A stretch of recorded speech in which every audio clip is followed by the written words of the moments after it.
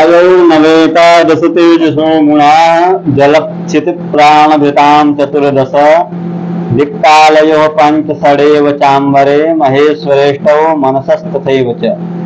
तो ये क्या बताया हमने कि वायु में 9 गुण हैं और 11 गुण किसमें है? तेज में, जल में, पृथ्वी में और जीवात्मा में 14 गुण हैं, दिक और काल में 5 गुण हैं और अंबर में कितने हैं? 6 गुण हैं और मन और परमात्मा में 8 गुण हैं। ये बता दिया हमने। फिर बताया था कि विशेष गुण कौन कौन होते हैं? रूपम गंधो रस स्पर्श स्नेहा सांसिद्धिको द्रव बुद्ध्यादि भावनांताश्च शब्दो वैशेषिका गुणाः। मुझे बताया था कि जो आधे गुण हैं ये अधिकरण द्रव्य में कितने रहते हैं? तो पृथ्वी में कितने रहते हैं? 4 विशेष गुण रहते हैं। ठीक। जल में कितने विशेष गुण रहते हैं? 5, तेज में 2, वायु में स्पर्श केवल, आकाश में शब्द केवल 1, जीवात्मा में बुद्धि से लेकर भावना तक 9 गुण, परमात्मा में 4 गुण। कौन कौन? ज्ञान, इच्छा, कृति, यदि मानेंगे 3 और नित्य सुख मान लेंगे तो 4 और काल आदि में कोई भी विशेष गुण नहीं है। ये बता दिया था। फिर सामान्य गुण बताए थे हमने कि संख्यादि अपरत्वांतो द्रवो सांसिद्धिकस् तथा गुरुत्व वेग सामान्य गुणायते प्रकृतिता। ये जो 10 हैं ये सामान्य गुण है। अब बता रहे हैं कि किसमें कितने सामान्य गुण रहते हैं। तो संख्या, परिमाण, पृथक्त्व, संयोग, विभाग, परत्व, अपरत्व, ठीक, और असांसिद्धिक द्रवत्व, गुरुत्व, वेग, ये सब क्या है? सामान्य गुण 10 हैं। तो पृथ्वी में क्या है? ये 10 के 10 सामान्य गुण हैं, 10 हैं। ठीक। जल में असांसिद्धिक द्रवत्व नहीं होता, वो स्वयं वो बहता है, तो उसको किसी आग वाग की जरूरत नहीं है ना बहने के लिए, इसलिए उसमें असांसिद्धिक द्रवत्व को छोड़कर केवल 9 गुण बचते हैं। तेज में गुरुत्व नहीं होता तो बाकी सब होता है उसमें भी, तो उसमें 9 गुण हो गए। वायु में क्या 8 गुण है, उसमें गुरुत्व भी नहीं है और सांस्कृतिक द्रवत्व भी नहीं, बाकी सब गुण है। आकाश में वही 5, संख्या, परिमाण, पृथक्त्व, संयोग, विभाग, 5 सामान्य गुण है। काल में भी संख्या, परिमाण, संयोग, विभाग बस 5, परत नहीं। और दिग में भी संयोग, विभाग है, संख्या, परिमाण, पृथक, संयोग, विभाग, ये 5 गुण है। आत्मा में 5 है, संख्या, परिमाण, पृथक, संयोग, विभाग। और मन में कितने हैं? 6 गुण है, संख्या, परिमाण, पृथक, संयोग, विभाग और एक 6वां वेग। कितने हैं? 6 हैं, 6 गुण है। अब बताने जा रहे हैं कि जो मूर्त वृत्ति, जो मूर्त पदार्थ हैं, क्या बता रहे हैं? 24 गुण हैं। रूप, रस, गंध, स्पर्श, संख्या, परिमाण, पृथक, संयोग, विभाग, परत्व, अपरत्व, गुरुत्व, द्रवत्व, स्नेह, शब्द, बुद्धि, चतुर्विंशतिर् गुणाः। लेकिन जो 24 गुण हैं ये सभी एक जैसे नहीं हैं, कुछ सामान्य गुण हैं, कुछ विशेष गुण हैं। इससे पहले तक जो पाठ चल रहा था उसमें हमने बता दिया है कि इन गुणों में जो 16 गुण है वो विशेष गुण है। ठीक। रूप, गंध, रस, स्पर्श, स्नेह, सांसिद्धिक द्रवत्व, बुद्धि, सुख, दुख, इच्छा, द्वेष, प्रयत्न, धर्म, अधर्म और भावना के संस्कार और शब्द, ये विशेष गुण है। क्योंकि ये जो गंध है वो जल में रहता है, इसलिए विशेष गुण है। और जो 10 है वो सामान्य गुण है। कौन कौन? संख्या, परिमाण, पृथक्त्व, संयोग, विभाग, परत्व, अपरत्व, असांसिद्धिक द्रवत्व, गुरुत्व, वेग, 10 ये सामान्य गुण है। किसमें कौन कितने सामान्य गुण रहता है ये चर्चा हो चुकी है। अब बताने जा रहा है कि 2 प्रकार के पदार्थ होते हैं, एक होता है मूर्त और एक होता है भूत।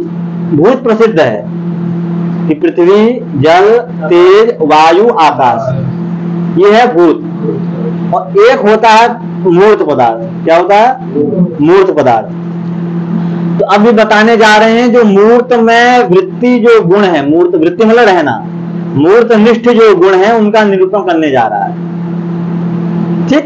तो मूर्त गुण मतलब जो अमूर्त द्रव्य में जो नहीं रहते हैं वही मूर्त में रहते हैं। जो अमूर्त द्रव्य में नहीं रहते हैं वो मूर्त में रहते हैं। तो कहा कि हमको तो पता ही नहीं है, ये नया शब्द आप बता रहे हो, मूर्तत्व। तो कहा मूर्तत्व किम नाम मूर्तत्वम, तो कहा क्रियाश्रयत्वम मूर्तत्वम। किम नाम मूर्तत्वम, जिसमें क्रिया रहती है वो मूर्त है। तो अब क्रिया किसमें रहती है, आएगी ना, पृथ्वी, जल, तेज, वायु, आकाश नहीं कहना, मन कह देना है। क्या कहना है, मन है, चालू है। पृथ्वी, जल, तेज, वायु, मन, आकाश नहीं। आकाश कर दोगे तो भूत आ जाएगा, आकाश हटा दोगे, पांचवा मन जोड़ दोगे तो क्या हो जाएगा, मूर्त। जितना भी क्रिया है वो क्रिया पूरे संसार में 5 जगह ही रहेगी। पृथ्वी में रहेगी क्रिया, जल में रहेगी, तेज में रहेगी, वायु में रहेगी और मन में। भूत हो गया, आकाश जोड़ दोगे भूत, उसमें नहीं। आकाश विभु है, आकाश हर जगह है, क्रिया हो रही है, नहीं होगी क्रिया, आकाश में कोई क्रिया नहीं है, विभु है वो। ये बताया। अब बता रहा रूपादि चतुष्टयम परत्वादि पंचकम स्थिति स्थापक वेग उच्च एकादश मूर्त गुणा। मूर्त में कह रहा है 11 गुण रहते हैं। कितने रहते हैं, 11। कौन कौन, रूपादि चतुष्टयम, रूप, रस, गंध, रूप रस गंध स्पर्श, और परत्वादि पंचक। परत्व जो आगे, परत्व, गुरुत्व, द्रवत्व, कितने हुए, 5 4 9। और एक स्थिति स्थापक होता है, एक संस्कार और एक वेग, तो कितने हुए, 9 2। तो जो 11 गुण हैं ये मूर्त पदार्थ में रहते हैं। ठीक, 11 गुण, 24 गुण समझ गए ना। अब ये मूर्त की कहानी हो गई। अब बता रहा है अमूर्त गुण, जो मूर्त नहीं है, इनसे अतिरिक्त जितने हुए अमूर्त हुए। उसमें कितने गुण हैं, तो क्या उसमें 10 गुण हैं। कितने गुण हैं, कौन कौन, शब्द शुरू करो। शब्द, स्पर्श, शब्द स्पर्श आता है,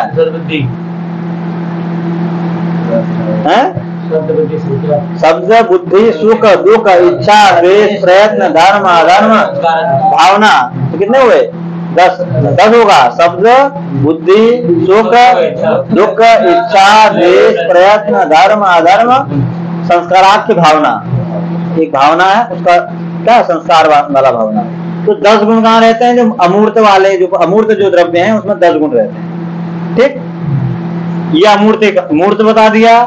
अब अमूर्त बताया। अब बता रहा है उभय वृत्ति गुण निरूपण, जो मूर्त में भी रहते हैं और अमूर्त में भी रहते हैं। वो कौन है, संख्या, परिमाण, पृथक्त्व, संयोग, विभाग। ये 5 गुण जो हैं जो मूर्त में भी रहते हैं और अमूर्त में भी रहते हैं। आज सरल है, आ रहा ना। चलो अब बता रहा है, ऐसे गुण बताने जा रहा है जो 2 इंद्रियों से ग्राह्य हैं।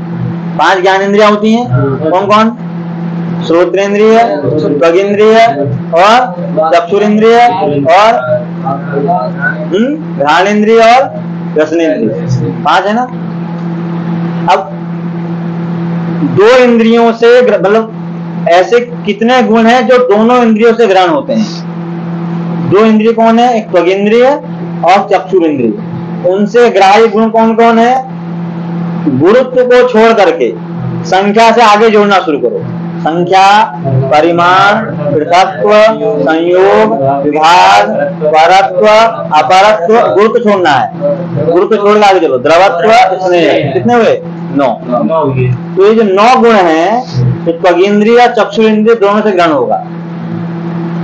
कहां से शुरू करना था, संख्या से, क्योंकि संख्या मानो किसी का आंख नहीं है, तो अंधा व्यक्ति भी जो, जिसके आते अंधा नहीं कहना, आजकल तो कहना दिव्य, क्या कहते हैं, हाँ दिव्यांग, हाँ नाम बोल लो किसी का। तो दिव्यांग जो है ये 2 बता सकता है कि नहीं, 2 हैं ये। 2 इसके 2 हिस्से बता रहा है कि नहीं, वो चक्षुरेंद्रिय से बता सकते हैं हम लोग। अच्छा 100 रुपये की संख्या है, बता देता कि नहीं, 50 से ही 100 है कि 200 बता दे रहा ना संख्या। 100 रुपये का नोट दोगे, तो मुझे 100 रुपये का नोट दो, उसको 10 का दे दोगे, तो वो बता देता कि नहीं कि 10 के आगे 100 का है। क्यों, तो इंद्रिय से भी ग्राह्य होता है वो संख्या। इसलिए जो 9 गुण है, जो ये संख्या त्वगिंद्रिय से और चक्षुरेंद्रिय से ग्राह्य है।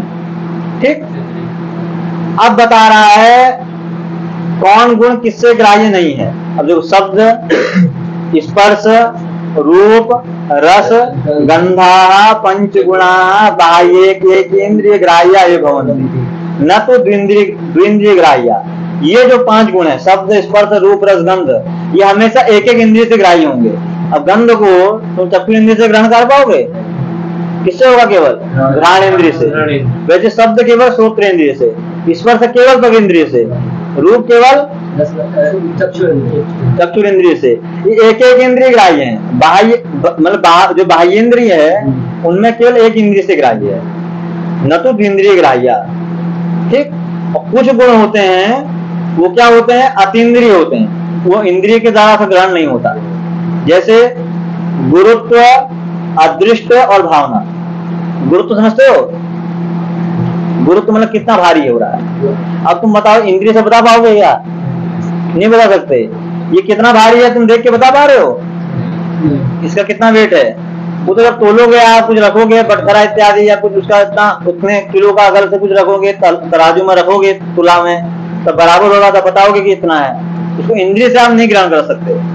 अदृष्ट, पुण्य, किसी को 10 बार पढ़ के नहीं आ रहा है और किसी को एक प्रकरण पढ़ रहा है, 10 प्रकरण अपने लगा दे रहा है आगे का, तो क्या है ये? उसका कुछ अदृष्ट ऐसा है। किसी को 10 बार पढ़ने में नहीं आ रहा, उसको एक बार में आ जा रहा है। ऐसा होता कि नहीं? कोई बहुत बोलता है तब वो एक बार बोल पाता है, कोई एक बार बोलता है और बहुत बार बोलने वाले से भी अच्छा बोलने जाता है। ये सब क्या है? अदृष्ट है। तो पढ़ तो दोनों बराबर रहे हैं। पढ़ाने वाला भी एक ही बार पढ़ा रहा है, आता सबको एक जैसा नहीं है। पढ़ाने वाला एक ही बात से बोलता है, सबकी बुद्धि अलग अलग है। क्या इसमें कारण है? अदृष्ट। दिख रहा है, क्यों हो रहा है ऐसा? नहीं दिखता, किसी इंद्रिय से ग्राह्य नहीं है। और भावना जो है वो भी किसी इंद्रिय से ग्राह्य नहीं है। भावना पद से यहाँ पर वेग नहीं लेना है, अभी तो क्या लेना है? केवल संस्कार लेना है। ठीक। इसलिए अतीन्द्रिय गुण कितने हुए? 5। कितने हुए? 5। अच्छा, अब बता रहा अनेकाश्रित गुण, जो केवल एक जगह नहीं रहते हैं, अनेक जगह रहते हैं। संयोग, विभाग, द्वित्व, त्रित्वादि संख्या, द्वि पृथक्त्व, त्रिपृथक्त्व, ये सब हैं, एक जगह नहीं रहते।